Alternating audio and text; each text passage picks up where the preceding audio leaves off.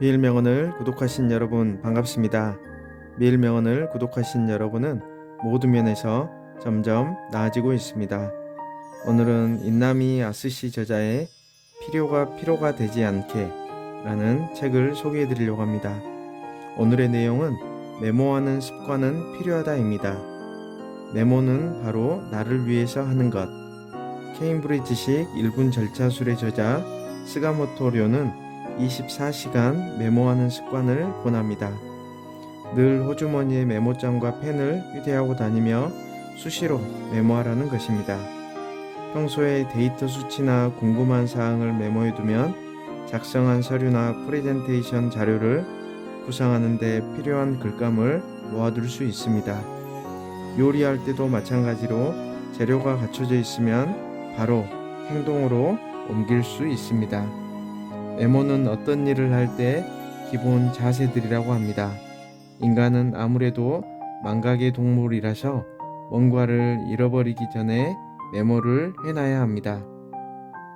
하물며 삶의 여러 현장에서는 예기치 못한 사태가 벌어지기도 하니 두말할 필요가 없습니다. 이런 측면에서 메모를 하는 일은 아주 중요합니다. 메모의 장점을 정리해보면 이렇습니다. 1번 나중에 수정할 수 있다. 2. 쓰다 보면 외워진다.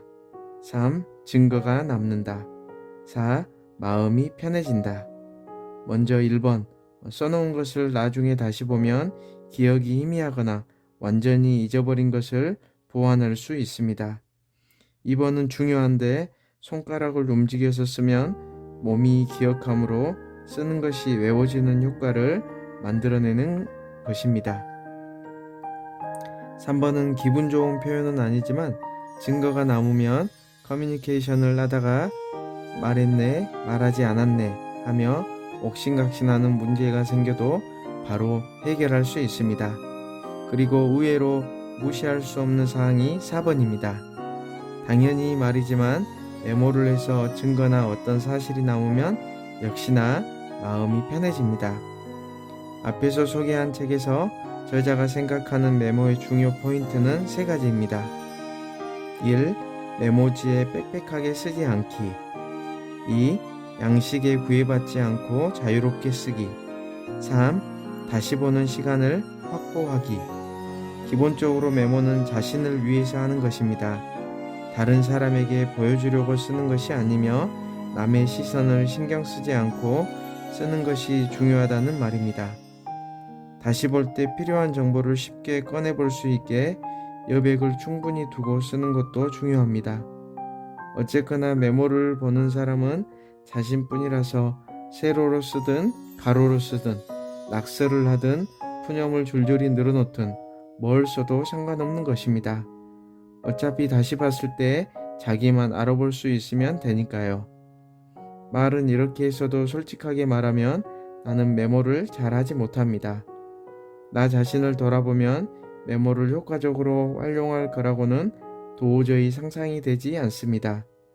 메모의 효능을 이론적으로는 알고 있지만 응용하지는 못하는 이도저도 아닌 상태입니다. 이유를 찾자면 글씨를 더 어렵게 못 쓰기 때문입니다. 다시 보려고 해도 뭐라고 썼는지 통 알 수가 없어서 남은 메모를 보면 힘이 쭉 빠집니다. 다만 그런 나에게도 실천할 수 있는 메모 활용법이 있습니다. 간단하다. 스마트폰 메모 기능을 이용하는 것입니다. 기억하고 싶은 것, 잊으면 안 되는 것이 있으면 바로 메모 기능을 열어서 문장이나 단어, 키워드 등을 입력하면 됩니다. 어디까지나 기록이라서 긴 문장으로 쓸 필요도 없습니다.